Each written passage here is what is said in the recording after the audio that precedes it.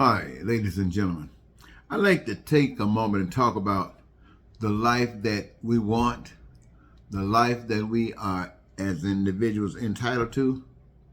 And when I speak of that, I'm talking about the best life, and that best life has been prepared for us all along.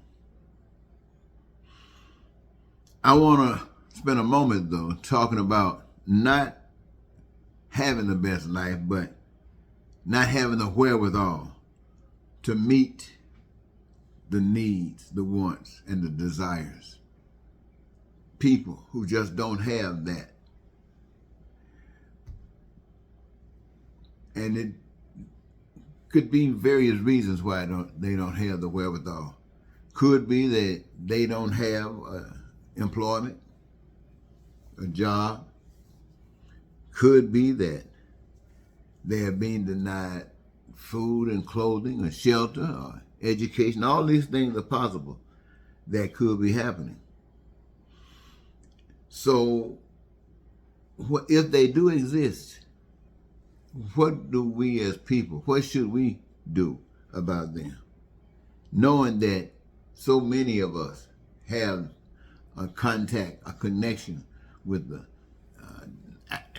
access to adequate health care, insurance, stuff like this. When this exists, what should we as a people do about it? A lot of times we find ourselves, especially poor people, they got pride. They kind of hold their heads up high when they got going through the many changes that I just mentioned here. They don't want anybody to know that they're going through these things. They like that little measure of pride that they have. They walk around like everything is all right.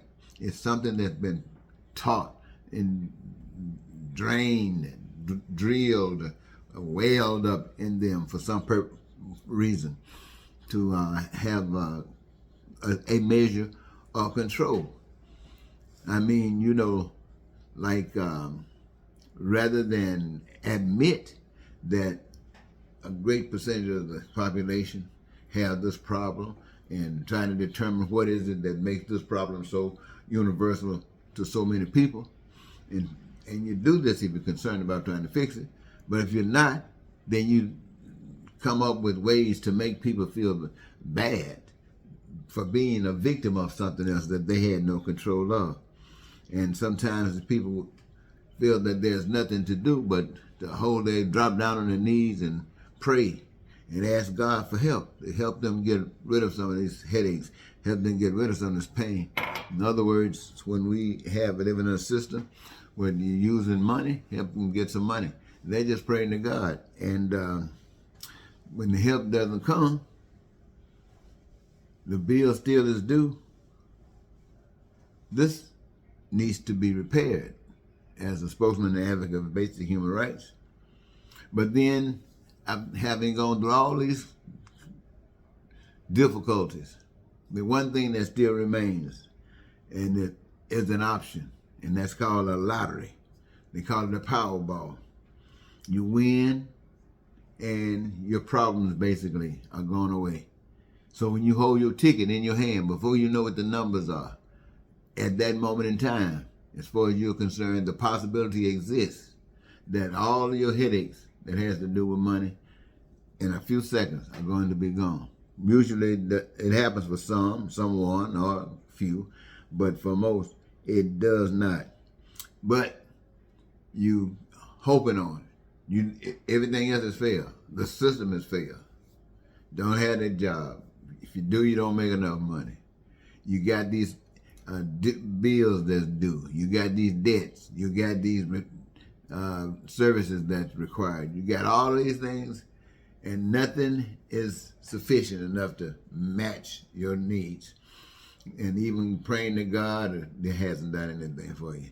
So you take your last $2, not like Johnny Taylor sings the last $2, but you take your last $2, then you go down to this corner store and you buy a lottery ticket, a Powerball lottery ticket that looks something just like this. This could be the answer to your prayer. At least that's what you're hoping. Now, you're going to turn your ticket over and compare the numbers that's on this ticket with the winning numbers that I've already contacted to find out what they are. I haven't looked on this ticket. And for those of you, I know this represents you before you looked on your ticket. Here is what usually happens. If the numbers are there, your prayers are answered. If the numbers are not there, you're right in the boat that you were in before, and you're $2 less. So what do the numbers say? Okay, the number says the Powerball number is 12. I don't see a 12 on this. I see a 10. There's a 21. I don't see a 21 on this Powerball. Another number is 62. I don't see a 62 on this paper. Another number is 67. I don't see a 67 on this ticket. The next number is 69. I don't see a 69 on this ticket anywhere. Powerball is 17. Powerball on this ticket is 4. And so, what you hoped for, what you invested your last $2 in, was supposed to make things better for you. You put your faith in everything. And it's just like this. Nothing. Millions of people did that and came up with nothing. But there is a way you can win, ladies and gentlemen. You don't have to always be a loser, but you have to take your power and utilize your power.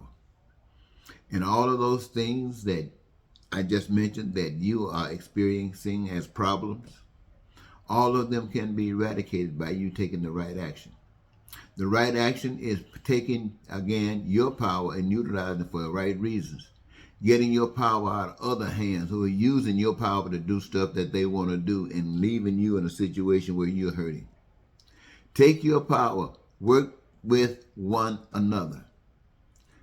Promise with one another. Look out for one another. Protect one another. Be one another's insurance. And notice that you can easily assure that all of the resources are from the power you can't see, from God, not from Trump, not from a Republican, not from a Democrat, not from women or men, black or white, American or otherwise. They from God. We are from God. We've got these common things. And if we all work, all engage in a career, we all participate, that in itself makes us all eligible. We all participate. That makes us all eligible. When you go to war and when you win the victory, you come back as winners, everybody. When you go to the Super Bowl a couple of days from now, whatever team wins, everybody on that team wins. When we follow the basic principles that would allow us to have all of our needs and our wants and our desires met based upon what we have been able to imagine and cause the manifestation thereof. We can do that because we cannot lose, because we're working together. Everybody knows what's threatening America. Some say a replacement, that people don't want to be replaced. Some says we overcrowded. Some says we don't have the wherewithal. We don't have the money. If money is something that you set up and print as much as you want, you just print it, and then you say you got to pay it back, which means more printing. So you can just take that stuff and burn it up, throw it out. You don't need money. You just make sure that everybody participate in the process. And by participation alone, it qualifies you to benefit from everything that is produced by you, the people. That settles it. That settles it. that settles it. You don't have to come into office trying to punish anybody. You don't have to come in office saying getting evil with anybody. But ladies and gentlemen, if you can't even see that, if you cannot even want something as beautiful and as plain as that, then chances are you're going to always be getting some trash, because apparently you're indicating that's all you deserve. Well,